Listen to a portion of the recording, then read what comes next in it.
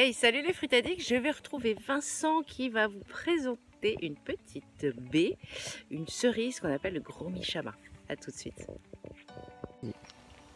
Hey, salut les fruits addicts. Bon alors aujourd'hui, on va vous présenter une cerise qui vient du Brésil, le gros michama. Voilà. Gros michama? Ouais, Eugenia brasiliensis. Gros michama. Eugenia brasiliensis ou cerise du Brésil. Voilà, donc c'est...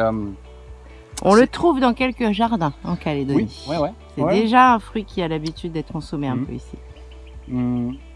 Alors, c'est un fruit qui n'est pas rare, c'est un fruit qui est délicieux. Je dirais c'est la cerise, une cerise tropicale qui se rapproche le plus de la cerise que l'on connaît en Europe.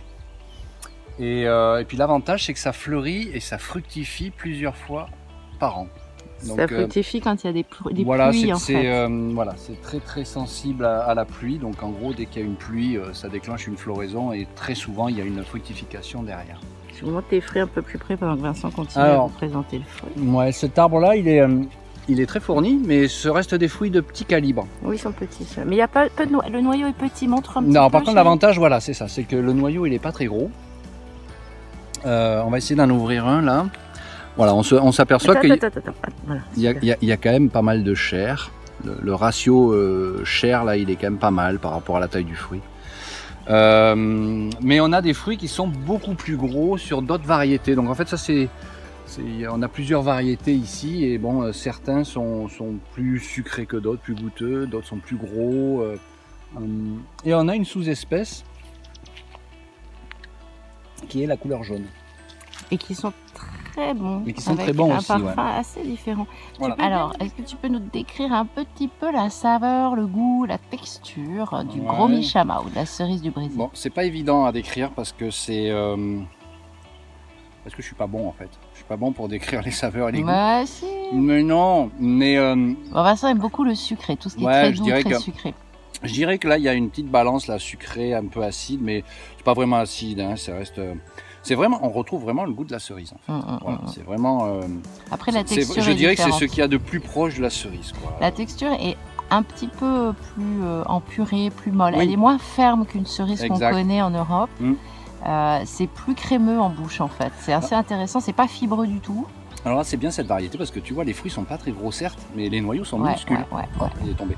Et donc intéressant. Alors après la peau, à mon sens, quand le fruit est petit, la peau peut donner une légère amertume au fruit qu'on ne trouve pas dans les plus grosses variétés, je trouve. Oui, t'as raison. Alors après, c'est comme de tout. Regardez comme il est là, ce petit verger, il est issu de graines. Parmi ces arbres, il y en a qui donnent des fruits de qualité plus ou moins bonne. Voilà. On a des fruits qui sont meilleurs que des arbres qui donnent des fruits meilleurs. Je vous montre le verger. Ouais. Alors c'est un verger qui vient de finir de fleurir. On peut s'apercevoir là que, à part celui-là qui est en avance, qui a déjà dans des fruits, sinon les autres arrivent. Alors, on voit des fruits qui sont verts là. Voilà. Donc ça va être mûr, je sais pas, d'ici une semaine à peu près. Tu vois? Regarde, t'en as d'autres ici, là, encore plus petits. Ouais, ça c'est les petits bébés. Juste après la fleur en fait. Attends, tu vas vite. Là on voit pareil. Donc là on est juste là, après que les fleurs soient tombées. Regardez en dessous, ça fait un petit renflement. Et c'est le début du fruit qui arrive dessous. Donc ici, là, on est sur une sous-espèce. Donc c'est Eugenia brasiliensis, mais c'est la... on a des fleurs, génial. La sous-espèce, je crois que c'est Leucocephala. Voilà, donc là, la différence avec les autres, c'est que les fruits sont jaunes, jaune-orangé. Et un goût qui est quand même sensiblement différent. C'est plus subtil, je trouve. Ouais, c'est plus, je suis d'accord. Un peu moins grossier comme goût, même donc si c'est on a hâte, on s'aperçoit qu'il y a une belle fructification là aussi. On en avait goûté quelques-uns l'année dernière, mais pareil, difficile parce que les oiseaux avaient beaucoup aimé, je crois. Donc bon, on s'aperçoit que, comme toutes les eugénias, il faut quand même pas être trop pressé. Ce sont des arbres qui ont en gros 5 ans. 4-5 ans, on n'a pas de fructification avant voilà, dans le meilleur des cas 3 ans, mais c'est quand même rare. Il faut quand même compter plus 4-5 ans. Par contre, ce sont des arbres qui correspondent un peu à tous les jardins. puisque qu'on ait de la place ou pas, ça prend, voilà, ça se Oui, casse. alors là, un arbre par exemple qui a, donc tu dis 4 ans, hein, celui-ci, mon cœur. Oui, voilà, ce verger, Donc là, ce verger, il a 4 ans en gros. Il fait même pas 2 mètres là. Ouais, les plus grands font 2 mètres, quoi. Voilà. Et c'est joli, c'est très vert, ça perd pas ses feuilles, Ouais. ça garde ses feuilles toute l'année, donc ça reste Exact. très vert. Et puis ça se taille bien aussi, ça fleurit 3-4 fois par an, c'est assez sympa. Oh génial! Ouais, bon alors Il est pas très joli. Non, il est très mûr celui-là d'ailleurs, ouais. Allez, il est très très mûr. dégustation. Ah, je te laisse le déguster si tu veux. Ok, avec plaisir. Ouais, donc voilà, je préfère que tu goûtes et que tu décrives le goût parce que je pense que ça sera mieux décrit que... C'est parce que je regarde Top Chef, je suis au taquet sur les saveurs. C'est ça. Bon, allez, gros Michel jaune. Ah, c'est beaucoup plus parfumé. Ah, c'est beaucoup plus fin, plus sucré, plus fruité, je sais pas comment vous dire. Ah, c'est super bon.